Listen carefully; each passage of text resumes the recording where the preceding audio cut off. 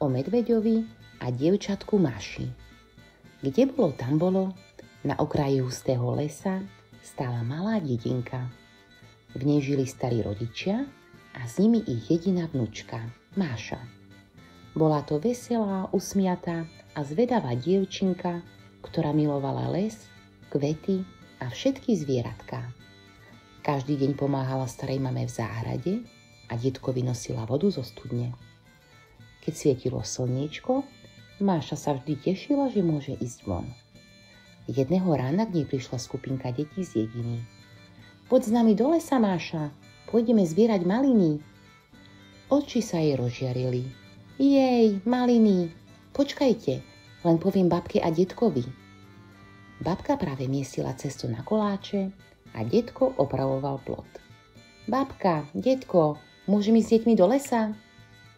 Babka sa na ňu pozrela milým pohľadom.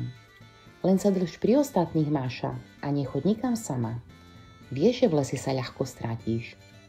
Neboj sa, babka, zasmiala sa Máša. Len nazbieram pár malín a hneď som späť. Les ich privítal tichým šumom stromov a vôňou ihličia. Slnko sa predieralo cez konáre, vtáčiky spievali a vzduch bol svieži. Deti sa rozbehli každý na svoju stranu a Máša sa pustila do zbierania malín.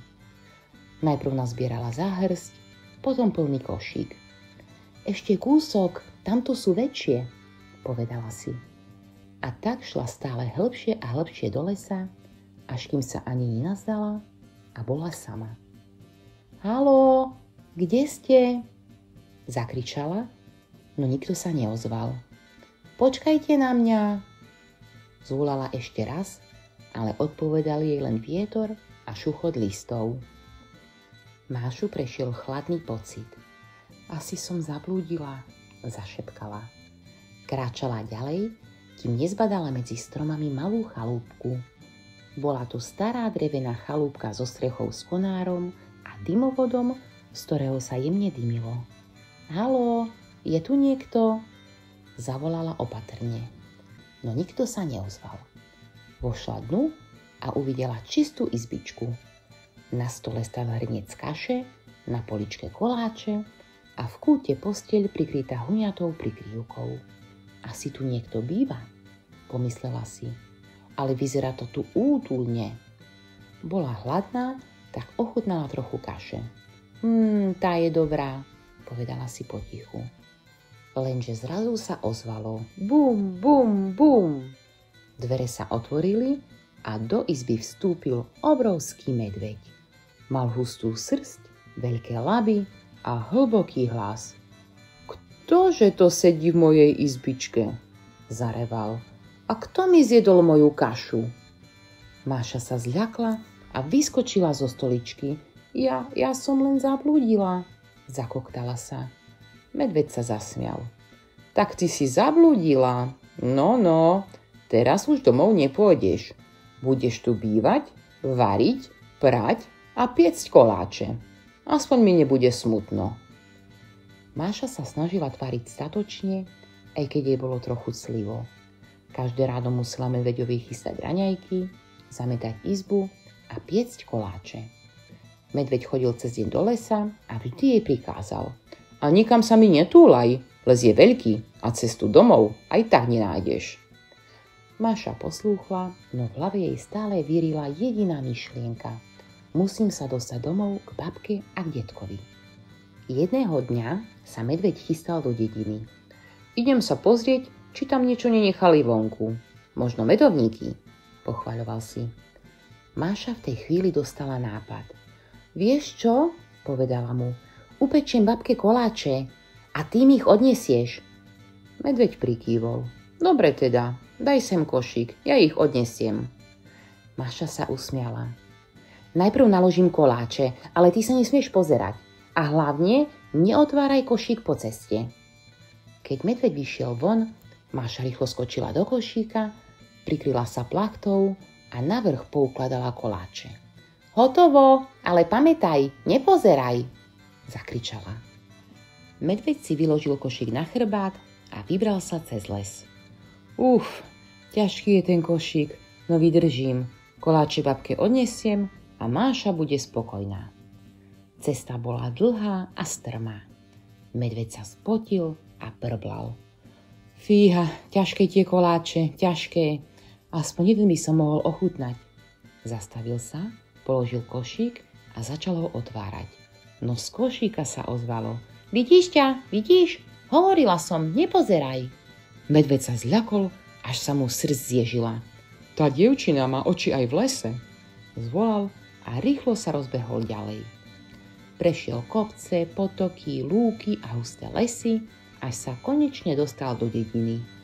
Položil ťažký košík na zem, zotrel si ľavou pod čela a zvolal. Hej, babka, Maša ti posiela koláče. V dedine bolo ticho. Medveď chvíľu počkal, potom zakričal ešte hlasnejšie, až sa ozývalo po celom údolí. Babka, otvor dvere, nesiem ti koláče. Starí rodičia sa zľakli. Detko, počul si to? Zašepkala babka. To bol medveď? Vybehli von a neverili vlastným očiam. Pred domom stál veľký medveď s košíkom na chrbte. A usmieval sa. Och, preboha, čo ten tu robí?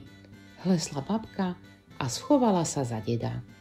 Detko sa len poškrabal po hlave. A možno nám chce iba niečo dať? Nie nás jesť. A v tom sa z košíka ozval tenký známy hlások. Babka, detko, to som ja, Máša. Babka zmeravela. To sa mi snad len zdá. Rýchlo pristúpili ku košíku, odsunuli plachtu a Máša vyskočila von, celá usmiatá, s roztrapatenými vlasmi, ale šťastná ako nikdy. Objala starých rodičov tak silno, až sa obom tiskli slzy do očí. Och, dievčatko naše, vzlikala babka. Už sme si mysleli, že ťa v tom lese nikdy nenájdeme. Ale ja som našla vás, usmiala sa Máša. A priniesla som koláče. Starí rodičia sa smiali a plakali zároveň. Medveď, ktorý celú scénu pozoroval, zrazu pochopil, čo sa stalo. Pozrel na prázdny košík, potom na Mašu a len si zamrmlal. Tá malá je šikovnejšia než všetky líšky v lese. Zahambene sa otočil, chytil sa za brucho a pobral sa späť do hôr.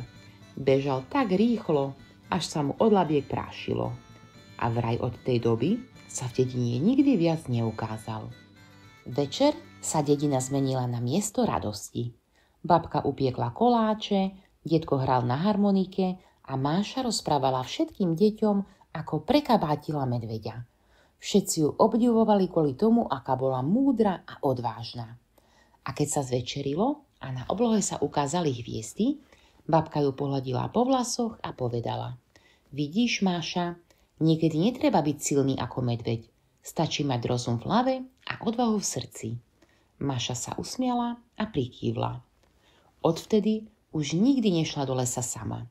Ale vždy, keď si nabrala lyžičku medu do čaju, len sa pousmiala a zašepkala. Ten chutí najlepšie doma, nie u medveďa. Aj ten najmenší môže zvíťaziť, ak sa nebojí premýšľať a má čisté srdce. A dobré rady nie sú len slová a niekedy zachránia viac, než si myslíme.